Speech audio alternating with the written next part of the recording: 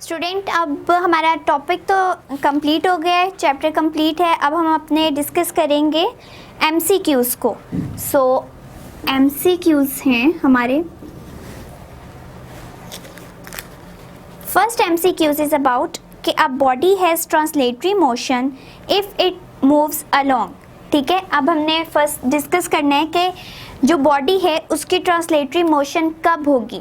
तो 4 ऑप्शंस जो हैं, first one is straight line, number 2 is circle, number 3 is line without rotation and number 4 is curve path. अगर हम अपने first option को देखें, दैट इज़ स्ट्रेट लाइन, तो ट्रांसलेटरी मोशन के अकॉर्डिंग, उसकी डेफिनेशन के अकॉर्डिंग हमारे पास पाथ वो होना चाहिए जो लाइन तो हो बट रोटेशन ना हो। इट मीन्स कि वो कर्व पाथ भी हो सकता है, वो स्ट्रेट लाइन भी हो सकती है, वो जिगजैग लाइन भी हो सकती है। सो हमारे पास स्ट्रेट लाइन एक प्रॉपर ऑप्शन नहीं है, क्योंकि फर्दर हमारे पास उससे बेहतर ऑप्शन पड़ा हुआ है, दैट इज सी। ठीक है, line without rotation, without rotation, क्योंकि इसमें वो सारी जो है लाइंस आ जाती हैं जो कि स्ट्रेट लाइन भी हो, कर्व्ड हो, जिगजैग हो या सर्कुलर पाथ हो। इसलिए जो हमारे पास सी ऑप्शन है वो बेस्ट ऑप्शन है कि वो लाइन जो विदाउट रोटेशन हो, मतलब वो अपनी एक्सिस के अलोंग मूव ना कर रही हो बल्कि कोई भी उनका पाथ हो। Now the next one is the motion of the body about an axis is called. Number 2 है कि motion of body about an axis. So पहले हमसे पूछा गया कि वो ट्रांसलेटरी मोशन कैसी होगी। अब हमसे ये क्वेश्चन है कि अगर बॉडी मूव करी हो अबाउट द एक्सिस तो वो कौन सी मोशन होगी। Number 1 is circular motion, number 2 rotatory motion, number 3 is vibratory motion and number 4 is random motion. अगर हम अपने फर्स्ट ऑप्शन को कंसीडर करें, सर्कुलर मोशन को, तो उसमें हमारे पास ये होता है कि बॉडी एक जगह से पूरी जगह मूव कर जाती है। इट मीन्स उसका जो एक्सिस हैं वो अपने अलोंग नहीं होते, वो पूरी मूवमेंट शो करती है। लाइक अगर हम टॉयज़ में ट्रेन को देखें तो वो पूरी की पूरी एक सर्कल में मूव कर जाती है, तो वो अपने एक्सिस के अलोंग रोटेट नहीं कर रही होती या मूव नहीं कर रही होती। सो हमारा जो नंबर बी ऑप्शन है वो बेस्ट ऑप्शन है, दैट इज़ रोटेटरी मोशन, क्योंकि रोटेटरी मोशन में ही हमारे पास जो बॉडी है वो अपने एक्सिस के अलोंग मूव करती है, ना कि वाइब्रेटरी में, क्योंकि वाइब्रेटरी में क्या होता है, टू एंड फ्रो मोशन होती है। ठीक है, अब उन्होंने ये ऐसा मेंशन नहीं किया कि टू एंड फ्रो मोशन हो रही है अबाउट एक्सिस, बट उन्होंने एक जनरली कंसीडर किया है मोशन ऑफ बॉडी को। So it is the rotatory motion. And random motion में क्या होता है कि वो ट्रांसलेटरी की है एक टाइप है, क्योंकि उसमें जिगजैग पाथ में या रैंडम मोशन हो रही होती है। लाइक एक बटरफ्लाई है, कहीं पे भी फ्लाई करके जा सकती है, तो वो अपने एक्सिस के अलोंग मूव नहीं कर रही, मतलब खुद ही अपने एक पॉइंट पे रह के ही आगे आगे मूव नहीं करी, बल्कि होल जो बॉडी है वो एक जगह से दूसरी जगह शिफ्ट हो जाती है।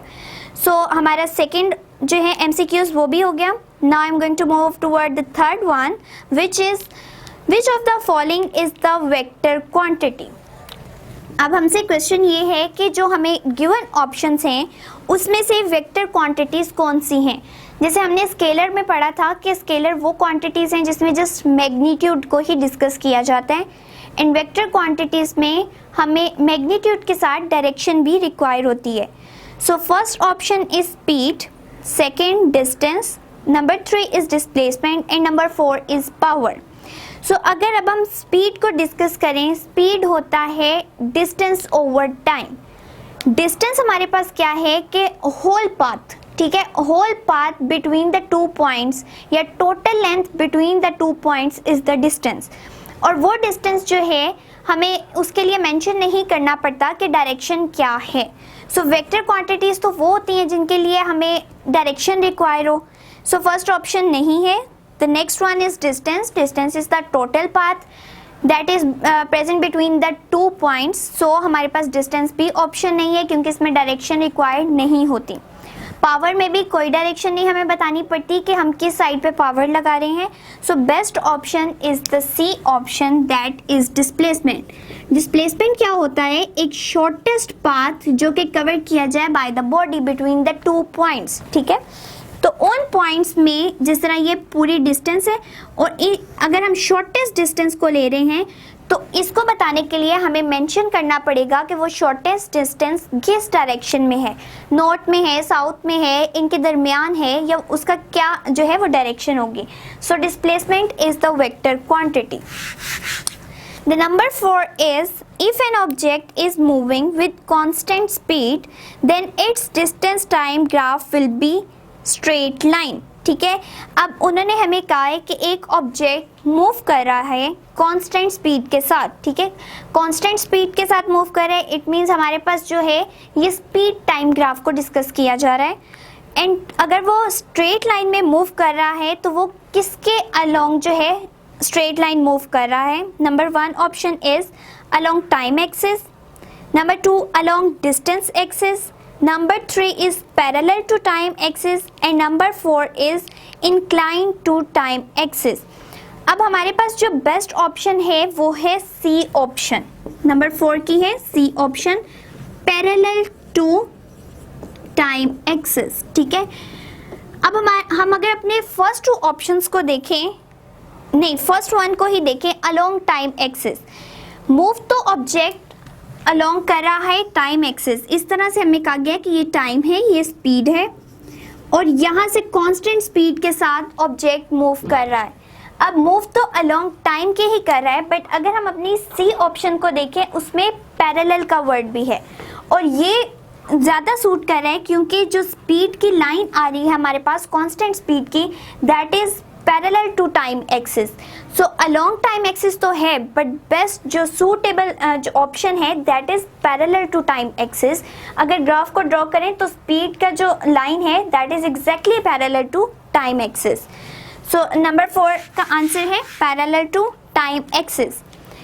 Number 5 is a straight line parallel to time axis on a distance time graph tells us number 1 is moving with constant speed, object is moving with a constant speed, number 2 is at rest, number 3 is moving with variable speed, number 4 is in motion। ठीक है, number 5 हमारे पास है, इसमें हमने discuss करना है distance time graph को। अब डिस्टेंस टाइम ग्राफ के अकॉर्डिंग अगर ये केस है हमारे पास डिस्टेंस टाइम ग्राफ, ठीक है, अब उन्होंने कहा है हमारे पास एक स्ट्रेट लाइन शो हो रही है। ठीक है, स्ट्रेट लाइन शो हो रही है, इसका क्या मतलब है? इसका मतलब ये है कि बॉडी आफ्टर सम इंटरवल्स उसी पोजीशन पे खड़ी है, उसने कोई डिस्टेंस कवर नहीं किया। अगर वो 5 मीटर अवे खड़ी थी एंड 0 टाइम पे हमने देखा कि वो इधर ही खड़ी है, देन 5 मिनट्स बाद देखा वो अगेन इधर थी, 10 बाद देखा अगेन इधर थी, इट मीन्स कि वो बॉडी रेस्ट पे है। सो हमारे पास 5th का ऑप्शन है right option at rest, that is your B at rest, कि वो बॉडीज जो डिस्टेंस टाइम ग्राफ में हमें डिस्टेंस के अलोंग एक स्ट्रेट लाइन शो कर रही हैं with respect to time, that means के ऑब्जेक्ट रेस्ट कंडीशन में है, उसमें कोई डिस्टेंस कवर नहीं किया। Number 6 is the speed time graph of a car is shown in figure. Which of the following statement is true? Number 6 की हम पहले फिगर को कंसीडर करते हैं 6 एंड इसमें हमें दिया गया है time that is 10 and velocity is 15। ठीक है, सो अब हमसे पूछा ये गया है कि ये स्पीड टाइम ग्राफ है। ठीक है, अगर वो स्पीड टाइम ग्राफ है इट मीन्स कि जब हम स्पीड की वेलोसिटीज का डिफरेंस लेंगे इट विल बिकम्स एक्सेलरेशन। ठीक है, difference with respect to time, तो वो एक्सेलरेशन आएगा। तो इस एमसीक्यूज में बेसिकली हमसे एक्सेलरेशन के बारे में ही पूछा जा रहा है कि इस ग्राफ को अगर हम देखें तो किस तरह से एक्सेलरेशन को फाइंड आउट कर सकते हैं, ये ग्राफ हमें कितना एक्सेलरेशन देगा बॉडी के लिए। So number 1 option is car has acceleration of 1.5 metre per second square, number 2 is car has constant speed of 7.5 metre per second, number 3 is distance travel by the car is 75 metres and number 4 is average speed of car is 15 metre per second. So इसका अगर हम यहाँ से calculate ना भी करें या कर भी लें, जिस तरह VF है यहाँ पे 15, वी आई इनिशियली जो हमें दिया गया है that is 0/10, it will give us 1.5 metre per second square. और अगर इसकी हम कैलकुलेशन ना भी करना चाहें तो हमें अंदाज़ा हो रहा है कि स्पीड टाइम ग्राफ है, इट मीन्स उनके डिफरेंस ओवर टाइम एक्सेलरेशन दे रहा है। और बाकी ऑप्शंस में हमें कांस्टेंट स्पीड के बारे में कहा गया है, डिस्टेंस के बारे में कहा गया है या एवरेज स्पीड के बारे में कहा गया है। तो एक्सेलरेशन का जो ऑप्शन है नंबर ए ऑप्शन वो करेक्ट ऑप्शन है, क्योंकि हमारे पास पहले ही हमें रिक्वायर है कि वो एक स्पीड टाइम ग्राफ है। तो स्पीड टाइम ग्राफ से ही हमें ये पता चल जाता है कि इसमें एक्सेलरेशन की बात की गई है, बाकी ऑप्शंस में एक्सेलरेशन कहीं पे भी मेंशन नहीं है। सो हमारा 6 वाला भी MCQs कवर हो गया। Now 7 is which one of the following graph is representing the uniform acceleration. ठीक है, जिस तरह हमने अपने ग्राफ्स को डिस्कस किया था उन्हीं के थ्रू हमें इसका आंसर करना है कि जो नीचे गिवन हमारे पास ग्राफ्स हैं उनमें से कौन सा यूनिफॉर्म एक्सेलरेशन को रिप्रेजेंट करेगा। सो अभी हम ग्राफ पहले ड्रॉ कर लेते हैं। Number 1 graph is between time and distance, A1. Number B is again in distance and time. Number C is in velocity and time, and number 4 is between velocity and time but it is a curved path. अब हमें question में given है या MCQs की जो statement है हमारे पास वो है which one of the following graph is representing the uniform acceleration. पहली बात तो एक्सेलरेशन का फॉर्मूला है वेलोसिटीज पे डिपेंड कर रहा, ठीक है। इनिशियल वेलोसिटी, फाइनल वेलोसिटी, उनके डिफरेंसेस को जब टाइम के रिस्पेक्ट देखा जाता है that become equals to acceleration. और हमसे रिक्वायर ही ये किया गया है कि एक्सेलरेशन कब जो है यूनिफॉर्म होगा। अगर हम फर्स्ट ग्राफ देखें तो that is between the distance over time that is velocity, ठीक है, डिस्टेंस ओवर टाइम। सो फर्स्ट ऑप्शन हमारा नहीं है। The next one is again in distance and time, मतलब सेकेंड ऑप्शन भी नहीं है। अब हमारे पास ऑप्शन बचे 2, C and D, और हमें कंसीडर करना है कि हमारा जो एक्सेलरेशन है वो यूनिफॉर्म होना चाहिए। इट मीन्स कि जो इनका इंटरवल है with respect to time interval, जो वेलोसिटीज का डिफरेंस है वो सेम रहे। लाइक अगर वो पहले 10 मीटर पर सेकेंड स्क्वायर था तो आफ्टर 2 मिनट्स से जितने भी मिनट्स के बाद हमने कंसीडर किया है वो 20 मीटर पर सेकेंड होना चाहिए, उसमें यूनिफॉर्म जो है वो होना चाहिए। तो यूनिफॉर्म यहाँ पे नहीं है क्योंकि ये इंक्रीज कर रहा है, कहीं पे डिक्रीज कर रहा है। तो हमारे पास बेस्ट ऑप्शन है C ऑप्शन, क्योंकि यहाँ पे जितने भी हम इनके अलोंग एक्सिस ड्रॉ करेंगे, परपेंडिकुलर्स ड्रॉ करेंगे और उनका डिफरेंस निकालेंगे वो हमें सेम वैल्यूज देंगे। इट मीन्स हमारा C option is right for the 7th one MCQs, ठीक है, जो कि ग्राफ के अकॉर्डिंग हमें आंसर करना था कि कौन सा वाला यूनिफॉर्म है। Now the next one is 8th MCQs and it is by dividing displacement of a moving body with time we obtain. Number 1 is speed, number 2 is acceleration, number 3 is velocity and number 4 is deceleration. सो अब हमें given है कि displacement को divide करना है time पे, तो वो हमें क्या देगा। सबसे पहले तो जब भी हम किसी डिस्टेंस को या डिस्प्लेसमेंट को टाइम पे डिवाइड करते हैं तो उसमें आ जाती है या स्पीड आती है या वेलोसिटी आती है। लेकिन वेलोसिटी के लिए हम लोग डिस्प्लेसमेंट को कंसीडर करते हैं क्योंकि वेलोसिटी भी एक वेक्टर क्वांटिटी है, उसके लिए डायरेक्शन रिक्वायर होती है और डिस्प्लेसमेंट भी एक वेक्टर क्वांटिटी है। तो velocity is equals to the displacement over time. So जो हमारी रिक्वायरमेंट थी कि डिस्प्लेसमेंट ओवर टाइम जो है वो किसके इक्वल होती है, that is equals to velocity. So 8 MCQs का करेक्ट ऑप्शन है C, that is velocity. Now the number 9 is a ball is thrown vertically upward. Its velocity at the highest point is number 1 is -10 meter per second, number 2 is 0, number 3 is 10 metre per second square and number 4 is none of these. अगर आप इनके first option देखें तो हमसे पूछा गया velocity क्या होगी हाईएस्ट पॉइंट पे, तो -10 मीटर पर सेकेंड, इसका मतलब है ये भी हो सकती थी। And number 2 is 0, number 3 10 metre per second square, it means ये एक्सेलरेशन की बात यहाँ की गई है। तो हमारे पास यहाँ पे कोई न्यूमेरिकल जो वैल्यू है वो गिवन नहीं है। इसका मतलब है कि जब हम अपनी बॉडी को मूव करवाते हैं और थ्रो किया गया अपवर्ड, अब अगर उस पर एक्सेलरेशन की बात होती तो वो होता -10 मीटर पर सेकेंड स्क्वायर।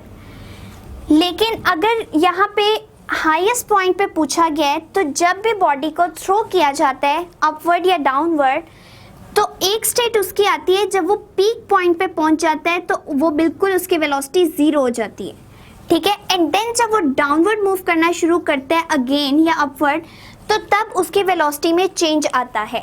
तो एट द मीन टाइम जब वो बिल्कुल एक पीक पॉइंट पे पहुंच गया, वहाँ जाके जो ऑब्जेक्ट है वो हमें एक्चुअल में नज़र नहीं आ रहा होता, बट कुछ देर के लिए वो स्टे करता है जब भी किसी बॉडी को ऊपर थ्रो किया जाए, तो वहाँ पे उसकी वेलोसिटी होगी 0। सो 9th ऑप्शन का बेस्ट आंसर है बी, दैट इज 0, क्योंकि बॉडी को जब थ्रो किया जाए अपवर्ड तो कुछ देर के लिए वो हाईएस्ट पॉइंट पे जाके रुक जाती है एंड देन अगेन वो डाउनवर्ड फॉल करती है, तो वहाँ पे उसकी वेलोसिटी 0 होती है। The next one, 10th one is a change in position is called, number A is speed, number B is velocity, number C is displacement and number D is distance. So change in position, अब हमें ये नहीं कहा गया कि वो change in position जो है वो शॉर्ट पाथ के लिए या लॉन्ग पाथ के लिए, ठीक है। तो हमें जस्ट इतना कहा गया है कि चेंज हो रहा है पोजीशन में। अगर बॉडी एक पहले इस जगह थी एंड देन वो चेंज करके अपनी पोजीशन ओरिजिन से लाइक या रेफरेंस पॉइंट से थोड़ा सा आगे मूव कर गई है, तो उस चेंज को हम क्या कहेंगे। अब यहाँ पे मेंशन नहीं है हमारे पास कि वो शॉर्टेस्ट लेंथ है या लेंथ ज़्यादा है, तो बेस्ट ऑप्शन जो हम इसके लिए चूज़ करते हैं डिस्प्लेसमेंट नहीं होता, that is the distance and it is D option, distance, ठीक है। क्योंकि जब भी हम कंसीडर कर रहे होते हैं कि जस्ट पोजीशन में चेंज आया है, दैट इज़ योर डिस्टेंस, और हमें यहाँ पे मेंशन नहीं किया गया कि इसकी डायरेक्शन क्या होगी, इसलिए वो डिस्प्लेसमेंट नहीं हो सकता। The next one is 11th one and it is about a train is moving at a speed of 36 km per hour.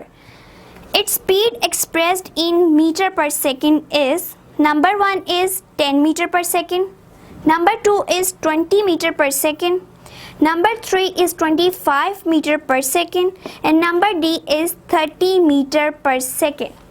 So हमें just require है 36 kilometers per hour, ठीक है।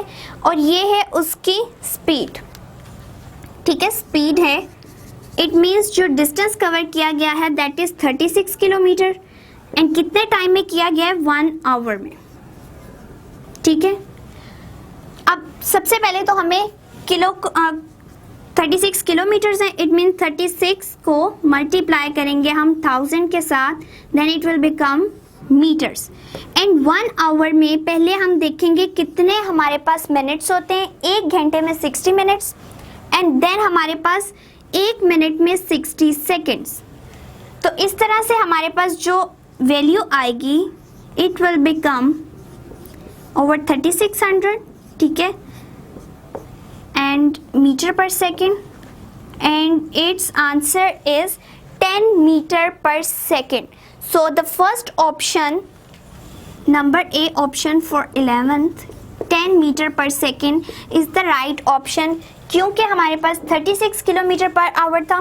36 को पहले किलोमीटर से मीटर्स में चेंज किया, किलोमीटर से मीटर में आने के लिए 1000 से मल्टीप्लाई करेंगे and then per hour, it means 1 घंटे के अंदर उसने इतना डिस्टेंस कवर किया है। तो 1 घंटे में हमारे पास 60 मिनट्स होते हैं और हर 1 मिनट में 60 सेकंड्स होते हैं, क्योंकि मीटर पर सेकंड होती है वेलोसिटी का यूनिट, तो हमें उसको सेकंड्स में ही कन्वर्ट करना है आवर्स में नहीं हम उसको रहने देंगे, जिस तरह किलोमीटर्स को हम मीटर्स में चेंज कर रहे हैं उनके बेस यूनिट्स में। सो जब हम इसकी कैलकुलेशन करेंगे तो यहाँ 36 से कैंसिल, 2 0 से cancel, and then remaining will be 10 metre per second. The last one is a car start from rest, it acquires a speed of 25 meter per second after 20 seconds. The distance moved by the car during this time is, number A option is 31.25 meter, number B is 250 meter, number 3 is 500 meters, and number D is 5000 meters. The 12th one is given हमें है कि speed हमारे पास है 25 metre per second, ठीक है। Speed हमारे पास है 25 metre per second, time हमें रिक्वायर है 20 सेकेंड्स, एंड डिस्टेंस हमें कैलकुलेट करना है, ठीक है। सो इसका अगर हम फॉर्मूला देखें, speed equals to distance over time, और अगर हमें स्पीड निकालनी है तो इट मीन्स स्पीड से टाइम मल्टीप्लाई हो जाएगा एंड देन हमारे पास रिमेनिंग डिस्टेंस आ जाएगा।